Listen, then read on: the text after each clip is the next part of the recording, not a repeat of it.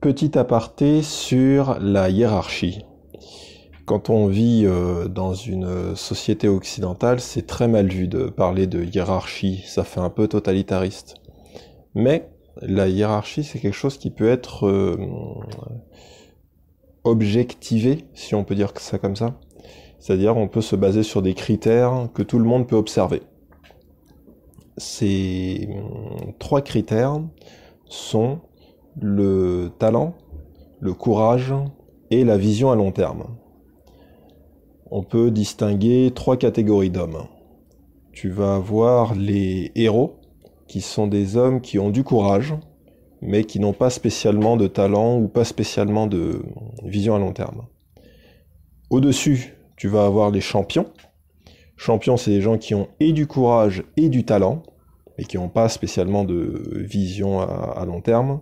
Donc ça donne soit des mercenaires s'ils n'ont aucune conviction politique, soit des champions, vraiment des champions liés à ta cause. Parce que tu peux ne pas avoir de vision à long terme, enfin, disons être incapable de te projeter à long terme, mais ça ne t'empêche pas d'avoir une conviction politique. L'un n'empêche pas l'autre. Parce que tu as confiance en tes leaders. Et là, on en vient justement à la catégorie au-dessus, que sont les leaders, qui sont des gens qui ont le courage, qui en ont fait la démonstration, qui ont l'intelligence, ça aussi, l'intelligence, le talent, je préfère dire plutôt le talent, et qui ont la vision à long terme. Pour ce qui est de la vision à long terme, c'est visible assez facilement, sauf que ça demande du temps. C'est ça la différence. Il faut avoir des années de cohérence derrière soi.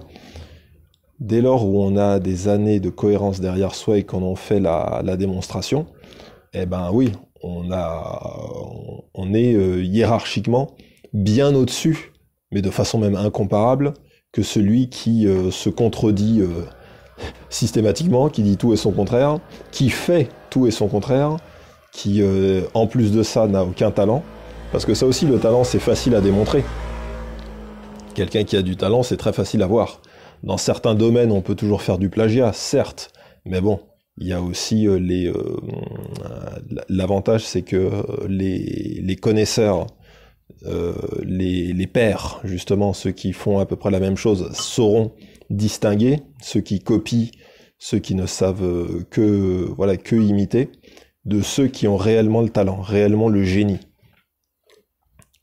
Après, voilà, pour démontrer le courage, bah écoute, hein, tu prends des pompiers. Des pompiers, c'est pas compliqué, hein. Là, il faut certes avoir une bonne condition physique, mais il faut surtout avoir du courage.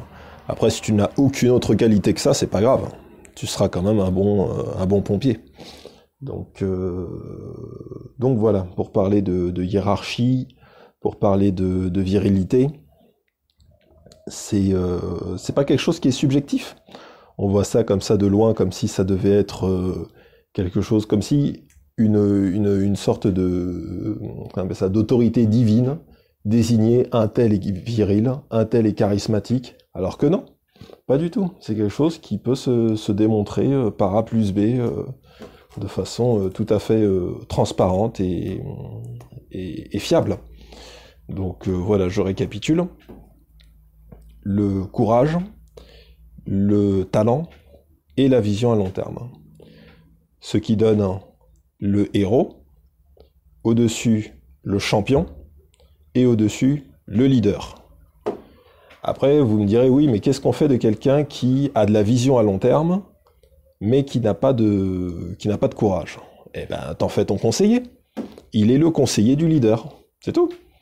Parce que quand tu es capable d'avoir de la vision à long terme, généralement, c'est quand même que tu as du talent. L'un implique l'autre, de façon systématique. C'est impossible d'avoir du talent et de ne pas avoir la vision à long terme. L'inverse n'est pas vrai. On peut avoir du talent et être incapable d'avoir de la vision à long terme. Mais quand quand tu sais te projeter à long terme, que tu sais repérer le potentiel d'un choix, eh ben tu t'y conformes, voilà, de façon permanente. Et voilà, et à long terme, on voit bien que tu avais fait le bon choix.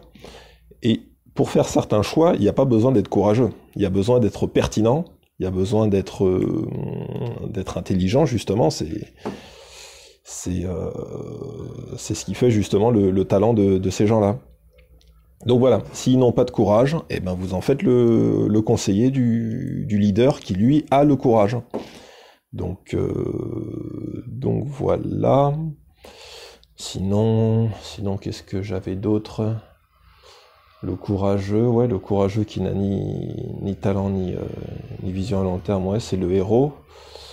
C'est le héros, donc effectivement, il doit être honoré en tant que tel, hein, parce que ça a l'air de rien, mais des hommes courageux, il y en a pas tant que ça. Donc, quand il y en a un, c'est quand même bien de lui rendre hommage, plutôt que d'en faire une espèce de brute épaisse.